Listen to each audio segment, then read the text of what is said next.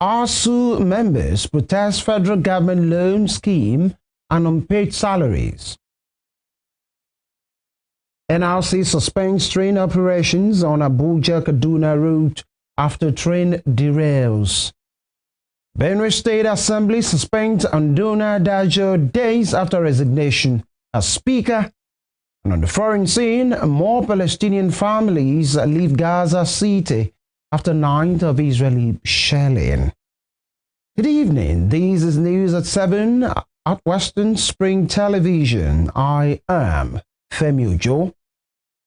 Members of the Academic Staff Union of Universities Asuu today embarked on a nationwide protest to highlight what they described as the federal government's persistent neglect of its long-standing demands.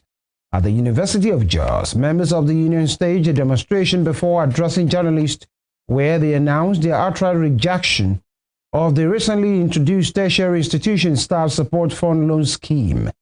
The union's branch chairperson, Joseph Mowu, said the initiative was not a solution, but a deliberate attempt to push lecturers deeper into financial hardship. At the University of Lagos, ASU members who joined the nationwide protest demanded better treatment of lecturers and the education sector. The situation was the same at the University of Benin in Edo State and the Federal University Gusau in Zamfara State, where protesting lecturers sent a strong message to the federal government to honor the 2009 agreement on risk another strike. Similarly, academic staff members at the Federal University Duse in Jigawa State joined their colleagues nationwide to protest the non-payment of their 3-month salary arrears by the federal government. This is the University of Abuja and the Academic Staff Union of Universities are registering their displeasure and demanding that government settle these issues, which you can see in the banner. We are talking about implementing the concluded renegotiation, agreement with new negotiation with the federal government as led by Alhaji Yaya Ahmed. That committee has submitted their report since February 2025. And from that time till now, nothing has happened. We have been waiting patiently. In fact, since the inception of this government, ASU have been waiting patiently, waiting for these things to be handled. But up till today, nothing has happened. The government has promised us month after month, week after week, nothing has happened. What we are doing today, just like you know, is happening all over the nation. And after this protest, ASU, as you know, improvement. It has been lip service and they have been making effort to set people against the union. There has never been any improvement. Remember when the agreement was signed, it was like $3,000 for a professor. Now, no professor is going on with anything above $350 in a month. How much is that in Naira? In Naira, we are talking about maybe 350 times 1,544. We are not just fighting a fake battle. It is time to arise. And I believe this government has what it takes to move this nation forward. Our condition of service degenerates from year to year. That as a professor, I cannot feed myself, feed my family comfortably. I cannot send my children to the schools I want. I cannot fuel my car to go to where I want. Professors have to trek to go to work. Grind kabu. It's shameful. Moving on, a passenger train traveling from Abuja to Kaduna derailed this morning, triggering panic among passengers and their loved ones. It was gathered that the incident occurred along the Kaduna corridor shortly after the train departed Abuja 11 a.m. en route Kaduna. In a statement, the Nigerian Railway Corporation (NRC) confirmed the train derailment involving its Kaduna-bound AKTS train service. Meanwhile, the Nigerian Safety Investigation Bureau (NSIB) has confirmed that 6 passengers were injured in the incident. According to a statement signed by NSIB Director, Public Affairs and Family Assistance, Bimbola Wumi-Oladeji, a GO team has been deployed to the site to gather evidence, engage stakeholders, and begin an investigation into the accident. Later, the Nigerian Railway Corporation (NRC) has suspended train operations on the Abuja-Kaduna route till further notice. And turning to politics, a former Deputy National Chairman of the People's Democratic Party (PDP) Bode George has described calls for the party to zone its 2027 presidential ticket to the northern region as selfish and manipulative. A chieftain who spoke in an interview on Tuesday praised the decision of the PDP governance and the National Executive Council NEC to zone the ticket to the southern region while retaining the chairmanship in the north. According to him, the decision ended what he called existential imbecility in the party, adding that those who defected in the past were already returning. Recognizing that fairness and equity must prevail, the PDP chieftain further noted that it was refreshing to see the party come together as one indivisible party, adding that the more divided the House is, the more defeated it becomes. Addressing how the PDP intends to handle members like the Minister of the Federal Capital Territory, Nyesom Wike, and Oyo State Governor Seyi Makinde, who worked against the party in 2023, he explained that the party would not rush into punitive measures. In the meantime, the Benue State House of Assembly has suspended former Speaker Dona Dajo for 3 months for an alleged attempt to impeach Governor Yasin Talia. The suspension of Dajo followed the motion moved today by the lawmaker representing Kian State constituency, Tena Shimawa, and seconded by James Umaru from Apa State constituency. Interestingly, Shimawa, who moved the motion, was one of those suspended last week Friday by Honorable Dajo before his resignation as Speaker. The Speaker, Alfred Berger, who ruled on the motion, reviewed Honorable Dajo's suspension from 6 to 3 months without the usual vote on such matters. In the new news today, the Assembly made a U-turn and confirmed the nomination of Timothy Angien Onguga as Commissioner. Professor Onguga, a law lecturer at the Benue State University, was rejected last week by the then Speaker Dajo. However, the new Speaker, Berger, while reading a letter from Governor earlier today, screened 5 more nominees, including the law professor.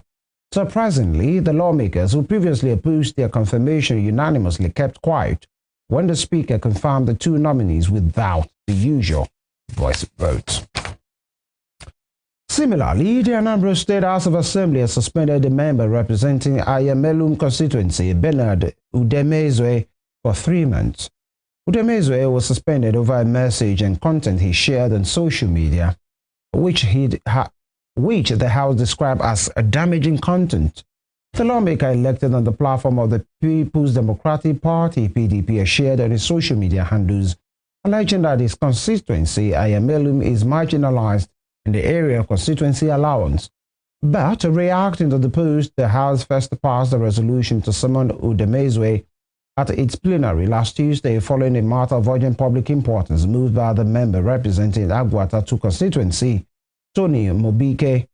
The Speaker, Somtochukwu Udeze, who presided over the plenary last Tuesday, referred the matter to the House Committee on Privileges and to report back to the House on Tuesday this week at the plenary. The House passed the resolution to suspend the lawmaker for 3 months. And ahead of the August 30th local government elections in Rivers State, the police have vowed to crush anyone planning to foment trouble during the chairmanship and councillorship polls.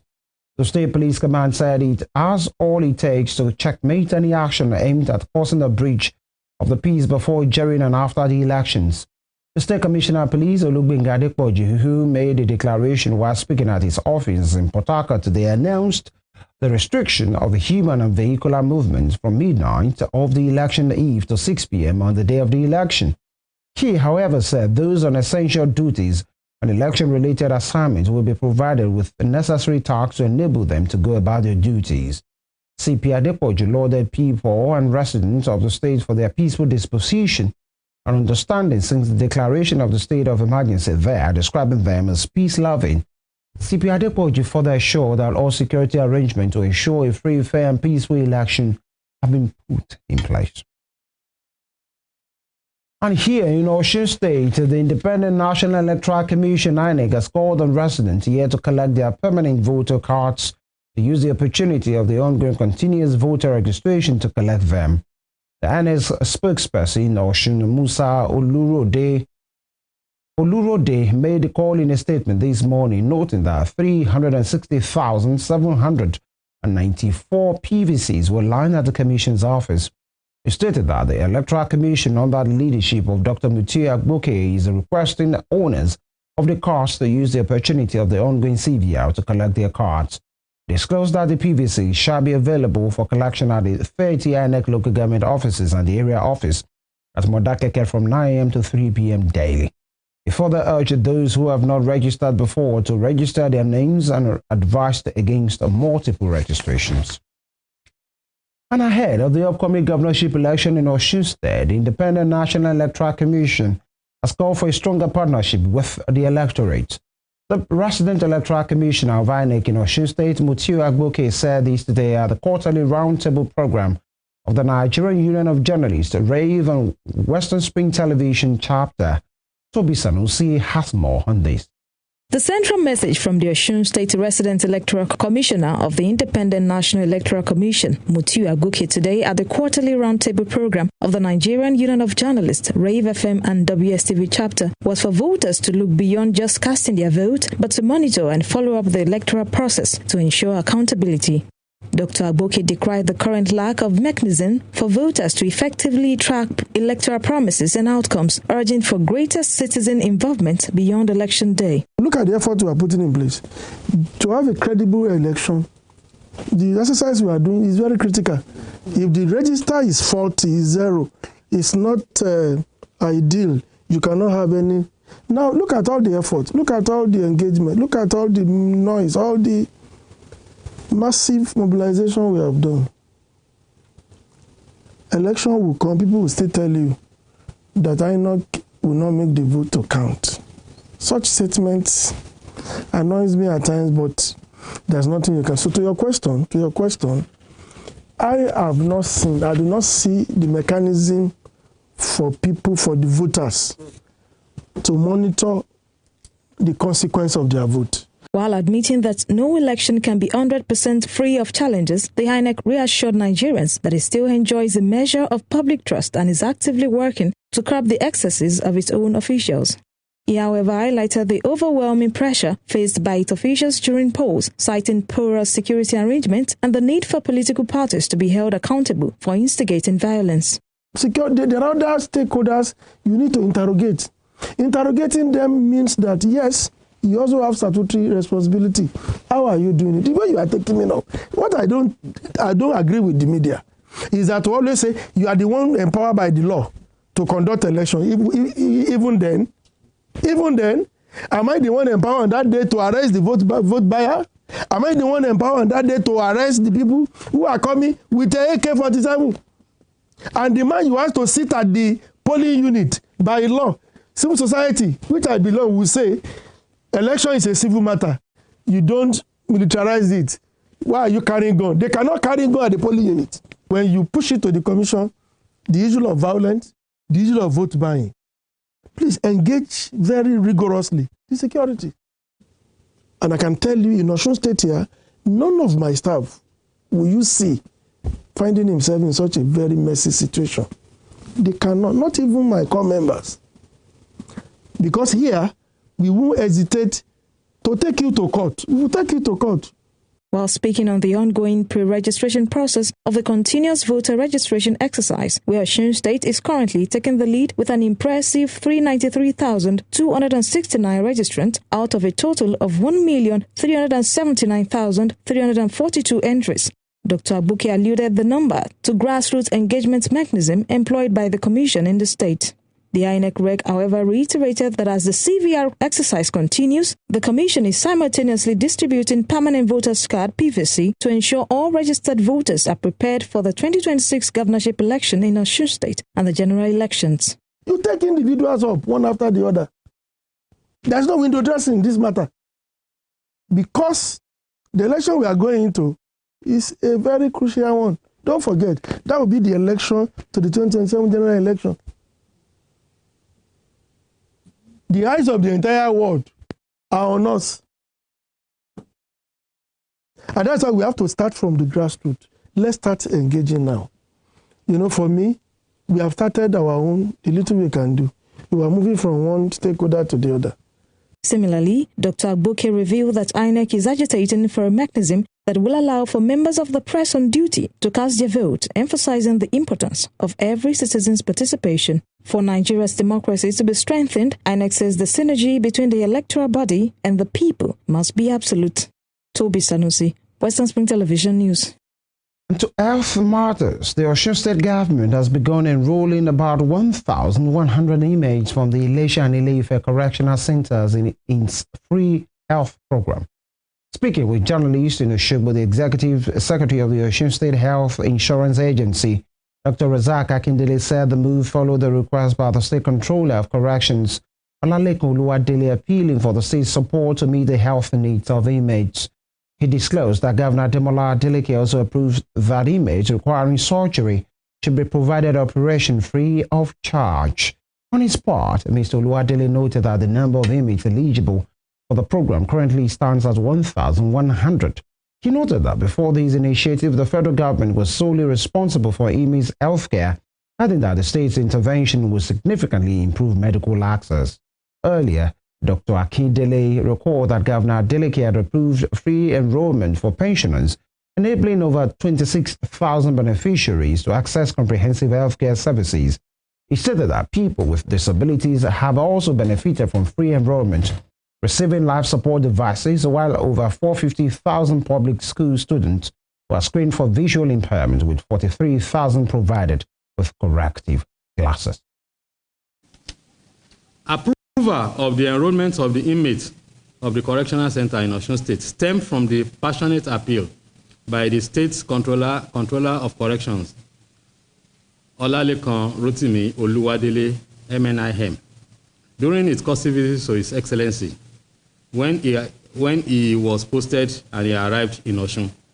Since inmates are also residents of Osun, and after serving their terms will still be reintegrated back into the society, their health is the concern of Mr. Governor. This gesture is from a clear heart and mind and devoid of any political inclination. This also shows that Osun State government is ready to collaborate with the federal and even international agencies for the benefit of our people, regardless of political affiliation. I hereby urge this inmate to reciprocate this kind gesture by Mr. Governor by obeying the rules and regulations of these correctional centers, while we hope and pray for quick service of their terms and reintegration back into the society with healthy and sound mind and body. It covers all classes of our inmates. So we have a lifer, convicted male, female, awaiting trial male and female.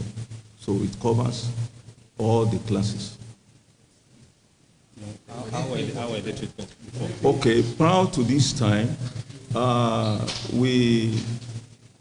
the federal government has been spearheading the treatment.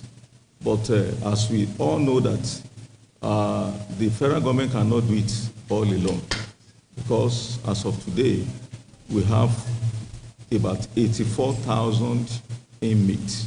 That's the population nationwide. So we have been receiving drugs from the national headquarters, and we have medical personnel too, so who are part of our staff charged with the responsibility of taking care of them. So it is not as if they are being taken care of throughout this time. So, but at times we used to make referrals because there are some cases that maybe cannot be handled. On to security matters, the Chief of Defense Staff, General Christopher Musa, said the lack of local production of weapons played a major role in elongating the war against insurgency. General Musa stated these while speaking to Arise News this afternoon on the sideline of the African Defense Chief Summit in Abuja. He disclosed that local production was very important to the fight, noting that it not only provides the troops with the best weapons, but also saves the country vital foreign reserves On the summit, the Nigerian Defense Chief called the discussion so far frank and truthful, adding that the only way to confront the challenges facing the continent is by indigenous solutions. The only way we can defeat this is by facing those challenges, the African challenges, and can be only solved by African solutions. We're going to sit down and deliberate on that, probably go regionally, maybe biannually, looking at what we have, the experience we have. We should build bodies that will sit down and deliberate and look at this strategically. What next? What do we need to do together? You have the European Union and you have NATO working together as a team. NATO is a military aspect, the EU is the political aspect. So we probably need to look at developing such a team for Africa so that we will be able to defend, because we know we have some countries that do not have the wherewithal to defend themselves. AU should work with all the militaries together so that we will be able to support each other. And in doing that, you know, everybody is interested in Africa because the resources are here. The manpower is here, the resources are here, and then we have youthful population that also need a lot of employment. So we must secure our country so that we can benefit from the God-given minerals given to us and all the talents available. We should harness them properly so that we can continue to succeed. It's work in progress. I can tell you countries like South Africa are already doing so much. I mean, they've been producing weapons for quite some time now. Nigeria too has started, and we want to encourage that. I'm happy Mr. President last year signed the bill, the DICOM bill, enabling us to partner with original equipment manufacturers to manufacture institute. A lot of the APCs you've seen, a lot of the MRAPs you've seen were produced locally, and I'm sure you have seen the communication equipments, the drones, and all this is produced by Nigerian companies using Nigerian products. So it's very important that we must produce. We've been fighting insurgency for 16 years. One of the reasons why it has been prolonged is getting equipment, the right equipment to fight. It's been a bit difficult. Even with your money, you don't get them just quite easily like that. And especially with the fight, the Russian-Ukrainian war coming in, the Gaza-Israeli war coming in. So the preference is these weapons go there, not to us. So it's important that we also produce so that we can get the best quality. It will bring employment for our troops. It will save our foreign exchange, and we'll be able to sell to our neighboring countries. And I think it's a win-win thing for us. Meanwhile, the Nigerian Air Force has announced the commencement of the applications for its Direct Short Service Commission 34-2025. The announcement made via the Force's official X handle on Tuesday invites applications across a wide range of professions, including engineering, medical, and cyber specialties, reflecting the Force's involvement needs in modern warfare. Interested candidates can apply for free online from August 27 to October 7 through the official Nigerian Air Force recruitment portal, that is https://afrirecruitmentairforce.mil.ng. According to the force, applicants must be between the ages of 20 and 32 years. Medical doctors, consultants could be between the ages of 25 and 40 years at the time of application. Applicants must not be less than 1.66 meters tall for males and not less than 1.63 meters tall for females. Now, applicants must also be free of any previous convictions on criminal grounds by court of law. The Office of the National Security Advisor has handed over 128 kidnapped victims rescued from bandit camps in Koda Namoda local government area of Zamfara State to the state government. The National Coordinator, National Counter-Terrorism Center, Major General Adamu Laka, disclosed these while presenting the victims to the NSA Nohuri Badu in Abuja on Tuesday. General Laka explained how the victims were freed during coordinated security operations carried out in 2 phases earlier in August. According to him, the first group of victims of 42 individuals comprising 14 males, 27 females, and a toddler were rescued on August 14. The second group, comprising 88 individuals made up of 34 males and 54 females, was freed on August 19. He, however, said among the second group, one of the children was lost due to illness, likely from the fatigue they suffered while in captivity. He noted that since their rescue, the victims have been under the care of the Office of the National Security Advisor, NSA, where they received psychological support and medical treatment. You're watching news at 7 on Western Spring Television, and still to come,